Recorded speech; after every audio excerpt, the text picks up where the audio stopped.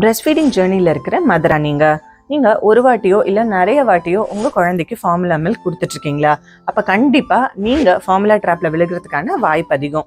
ஒரு எஃபெக்டிவாக breast feet பண்ணிட்டு இருக்க மதர் தன்னோட குழந்தைக்கு அடிக்கடி அழுகுறாங்க, பால் பத்தலையோ அப்படின்னு நினைச்சோ, இல்லை வீட்டில் இருக்கவங்க எல்லாருமே ஃபார்முலா மில்க் கொடுத்தா குழந்தை வெயிட் கெயின் அதிகமாக இருக்கும் அப்படின்னு சொல்கிறாங்கிறத கேட்டோ ஒரு வாட்டி ஃபார்முலா மில்க் கொடுக்கறது என்னாகும் அப்படின்னா, குழந்தை அடிக்கடி ஃபார்முலா மில்க் குடிக்க ஆரம்பிப்பாங்க. உங்ககிட்ட பால் குடிக்கிறது குறைய ஆரம்பிக்கும். அப்படி குறைய ஆரம்பிக்கிறதுனால என்னாகும் அப்படின்னா, தாய்ப்பால் உற்பத்தி ஆகிறதே குறைய ஆரம்பிச்சிடும்.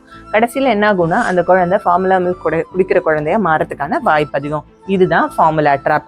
இந்த மாதிரி ஃபார்முலா ட்ராப்ல நீங்க விழாம இருக்கணும் அப்படின்னா, ஃபர்ஸ்ட் உங்க மேல இருக்கிற கான்ஃபிடன்ஸ் கொஞ்சம் கூட குறையக்கூடாது. ரெண்டாவது, நீங்க அடிக்கடி குழந்தைக்கு தாய்ப்பால் கொடுக்க தான் உங்க தாய்ப்பால் ப்ரொடக்ஷன் அதிகமாகும். இந்த மாதிரி நீங்க அடிக்கடி பால் குடிக்கும்போது கண்டிப்பா உங்க குழந்தைக்கு தேவையான அளவுக்கு பால் உங்க உடம்பு உற்பத்தி பண்ண ஆரம்பிச்சிடும்.